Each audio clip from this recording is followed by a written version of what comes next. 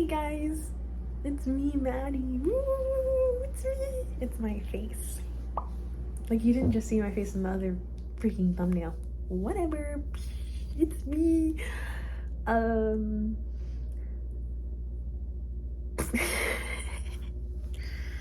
Sorry, I got distracted for a second. I don't even know by what. I'm just like it's my laptop like right there.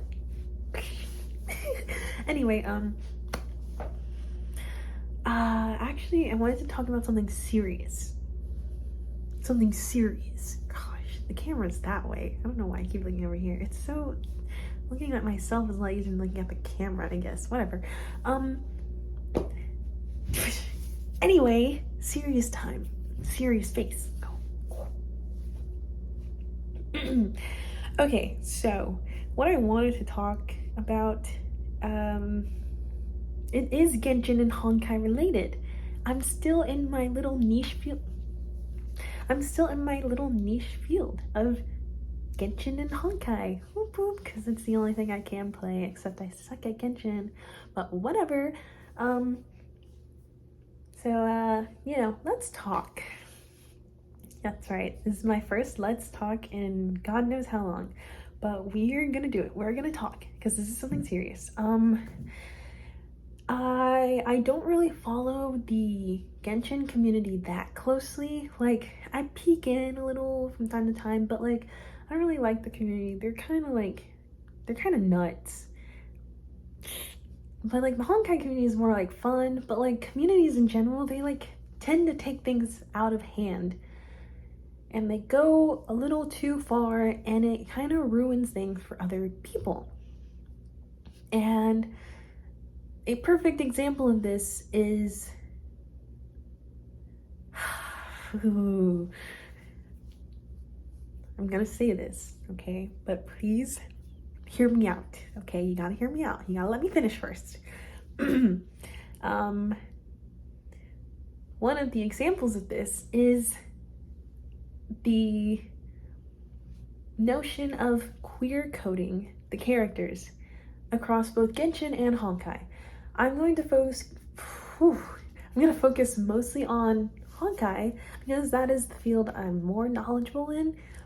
Genshin has its own issues besides that, but this is mainly the issue that's kind of plaguing the Honkai community, at least from what I've seen, and it's not too like evident, but it's like still there, and I have noticed that it does still like bother people.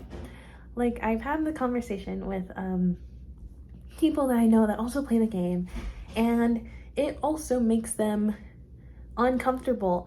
And the problem lies with people not understanding what the issue is with queer coding, like the actual issue. The issue isn't the fact that, oh, we're trying to subject the LGBTQIA plus community to like less representation in video games. No. The issue lies with pushing this narrative and all these personal headcanons onto other people, and doing so in an overwhelming way that kind of turns people away from like what brought them to the game, and therefore making the problem circulating mostly around the fact that queer coding is evident. Goodness. The biggest example of this that I've seen is with the introduction of Blade's like backstory and his relationship with Dan Feng, or the previous Imbiber Lune. What's the issue there? There is no issue, which is the problem. There's no issue with the way things are, and the reason nothing is explicitly stated, multiple reasons, mostly Chinese censorship, but also because what fun would it be for the community if they couldn't make their own headcanons? That's step one. Making your own headcanon about characters. Like, who doesn't love to do that? Like, oh my gosh, I think I think Serval treats Japard like a little baby when no one's around, and she's like, "Oh my gosh, little Jeppy, you're so cute," and then he secretly loves it because he's like, "Oh my gosh, I'm so close with my sisters." Like, that's a headcanon, personal headcanon. There's like minimal evidence to support that in the actual game, but it's still like, that's what I think, and I'm not gonna like try and convince other people that that is like the case and that's true or whatnot. I'm just like, yeah, I like to think this while I'm playing the game. It makes the game more fun for me. And that's where people go wrong. People push their opinions and their beliefs onto other people in the community. And they do so in a way that makes other people upset. And the person doing the pushing takes their frustrations out of context. They're like, oh, you're hating because there's evidence that they could potentially be non-heterosexual. And that's not the case. They're angry because you're pushing onto them your personal opinion and belief. And it goes past like having the freedom of your own opinion, because you're making someone else feel a certain way, whether intentionally or not. You're pushing it in their direction, and you don't like the pushback that they're giving you. Goodness, that was a lot. That was the most like linear thoughts I've ever had. Anyway, as I was saying, step 2 of the issue, with step 1 being making your own personal headcanons. Step 2 is what you do with those headcanons. And like I was saying before, if you choose to try and push the narrative that those things are actually true, that this is what Hoyo is secretly telling us, please don't do that. You're not making things fun for other people. You're making them uncomfortable. And you're not bringing out this hidden homophobia out of people. You're bringing the fact that they don't like when people are trying to make these assumptions and push them out as the truth. Because people don't like when things aren't actually true and it's not coming from the source saying it's true.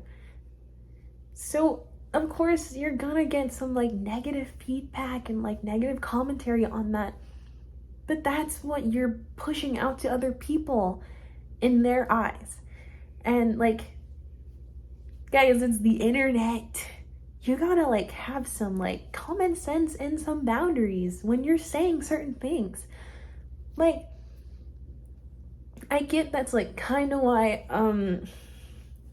like text tones exist, but it's like still like not enough. You have to know like what you're saying and when you're saying it, and you have to understand that some people might take it as the joke that you think it is, and you can't really fault them for acting out the way they do, but at the same time, you're like, I'm just expressing myself, and that's cool. But the issue of queer coding goes so much farther than that. And I get that people invest so much time into like these little headcanons of like, oh my gosh, Blade and Dan Heng, they were lovers, they were secretly lovers. That's what Hoyo was telling us. I get it, okay? And you can speculate that and make that interpretation all you want, but the game leaves everything up to your interpretation. Your interpretation meaning you personally, and whatever other person or people agree with you. Not the interpretation of you and him, or you and her, or you and them. No, it's just you. You interpret it as you will. He will interpret it as he will. She will do the same, and they will do the same. Everyone will have some sort of interpretation, and it may not be the same as yours. That's the issue that has plagued the Honkai community. Queer coding has become more than just an interpretation to some people. Some people genuinely believe that this is the case, that all characters across Genshin and Honkai have some sort of homosexuality to them. And, that's like completely fine to think that, but to try and push that as being the truth without Hoyo actually confirming that, it isn't right to do that. You're crossing the boundaries of other people and making them feel uncomfortable. And it's not, again, like I said, it's not because they're homophobic. It's just because, you don't know that for sure. And what you believe is true is not what other people believe is true. For example, I'm clearly speaking from experience. Excessive queer coding to me really, it makes things uncomfortable for me. And I'm saying that from a position of someone who does not identify as heterosexual. So it's not a homophobic thing. It's more so a community and story and all those little aspects are affected when you push a certain narrative in people's directions. I just want to be invested in the game. I want to learn the story. I want to learn about all these characters. And sure, some of your little headcanons are cute and fun and all that stuff, but I don't need you to try and force them upon other people that just want to enjoy the game for what it is. I did a lot of talking with my hands, I'm sorry. But yeah, so I think that's it. I don't want to make these too long. I don't like making people listen to me talk for a super long time. But I did want people to understand and realize that this is an issue plaguing both communities. Very heavy in Genshin, because Genshin's been out for God knows how long, almost 4 years. And Honkai just came out. It'll be a year in April, which is fun, yay! But I don't want the same thing that happened to Genshin to happen to Honkai, because Honkai it's taking off in a really good direction and it has so much going for it, and it's a really good story, really good game, really good characters. It has everything that makes it a good game, besides the fact that it gives you the option to do auto battles and use that wisely. But besides that, everyone practically lives on the internet now, and if that's going to be the case, please respect your roommates, be nice to your neighbors. You little Honkai community people, we have to respect each other. So you can't get upset at someone for saying certain things, but you also can't be the person pushing certain things onto them, and vice versa. It all goes both ways. But, if the community was a big house, a big little dorm, whatever, we're all little tenants or roommates or neighbors in it. Do you really want to be the person playing loud music at 3 a.m.? Don't do that, please. There are a lot of people around you in your little space. There's you got people in a little square, circle thingy, whatever. You get the idea. Please just be nice to each other. And I understand the appeal to ships and queer coding and all that fun stuff. But it's not fun for everyone. Everyone has their own little thing going for them. So let them enjoy their little thing. Also, I forgot to actually like define queer coding, so we're gonna do that.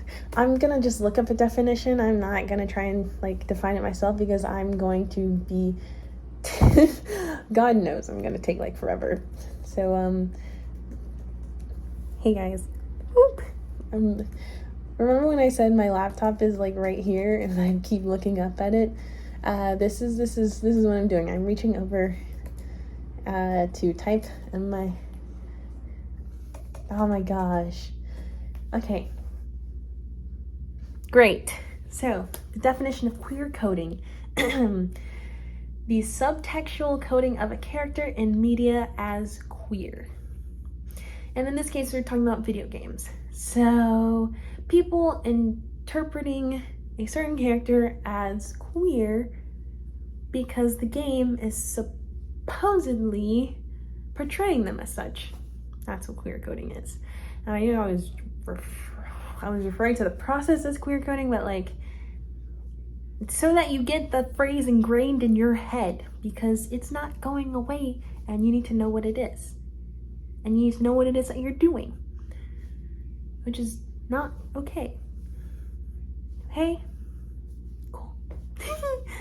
But yeah, that's it. I just need to like let this be known. I've complained about this situation before and had a lot of steam to blow off my chest, and that was like months ago though. That's why I'm coming to you guys in a less angry and a more reflective way and more like informational way.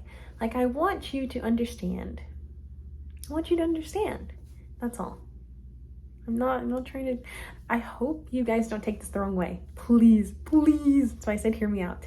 I already see you disliking this and I'm like, no, don't do it, don't do it. It's okay. You know, you guys are like entitled to whatever. I can't stop you. I'm just a random person on the internet. Yay. Yeah, so that's it, I guess. If you enjoyed this video, my first Let's Talk in a while, yay. Feel free to like and subscribe, and I will see you next time. Bye bye.